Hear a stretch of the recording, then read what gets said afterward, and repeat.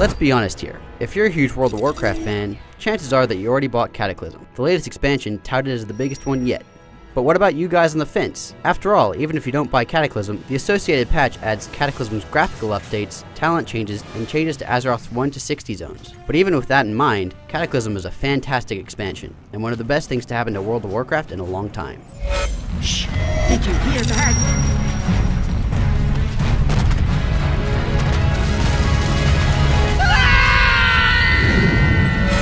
Cataclysm is an addition to a 6-year-old game, and although that's ancient in tech terms, Blizzard's art style still stands strong. Slight improvements in the last 2 expansions are further built upon in Cataclysm, with water effects and sun rays being the latest additions. Many of the new zones are also a great deal more detailed than the old ones, with sharper textures and interesting effects. But cutting-edge graphics are never really a big priority for Blizzard.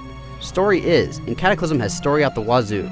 Key sequences are fully voice acted, and while the previous World of Warcraft expansion, Wrath of the Lich King, had a few cutscenes, Cataclysm has dozens and dozens. Blizzard also makes great use of Wrath's phased questing, a system that can make parts of the world look wildly different depending on where you are in a quest chain. Quest chains like those in the belly of the gigantic tentacled and toothed monster in the north of the Twilight Highlands do a great deal with phasing to make you feel like you are making a meaningful and permanent impact in Azeroth.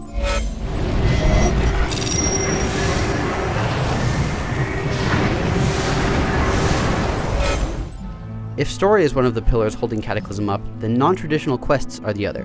Whether you're just starting out or are already level 85, Blizzard has packed Cataclysm full of quests that shift you away from your standard kill and collect format. Early Goblin quests have you playing a destructive version of soccer. The worgen starters have you rounding up wolfmen for wanton destruction, and in Uldum, you're launching catapults at squads of men. Each of the high-level zones have their own story arcs, and often brand new mechanics. Vashj'ir's underwater questing makes you think more carefully about how you approach your targets, as threats could be lurking above and below.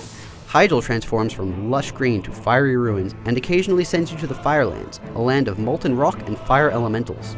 Uldum is packed to the brim with cutscenes and amazing set pieces, and Deepholm gives a strong sense of the multi-layered world, and that more always lies beneath the surface. Only the Twilight Highlands, the final zone for leveling players, didn't feel completely fresh. There's a lot of content for high-level players, but given the entire Azeroth revamp, there's not as much that comes with the purchase of Cataclysm as there was for Wrath. There are fewer zones and fewer quests overall. There is more player versus player content though, with 2 new battlegrounds and a brand new PvP zone called Tol Barad, which, although fun, doesn't have the same sweeping advantages that Wintergrasp provided the victors. There are also roughly the same number of dungeons that Wrath had at launch, and they're of a higher quality with both interesting boss fights and tough enemies in between. Cataclysm is, as a whole, a harder game than its predecessor.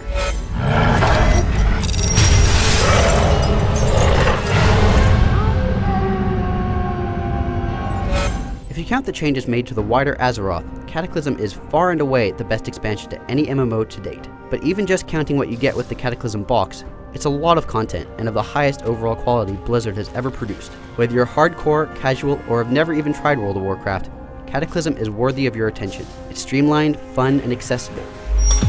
It's very easy to forget that World of Warcraft has been around for 6 years, because Cataclysm and the changes it has brought with it make Azeroth feel fresh as a daisy.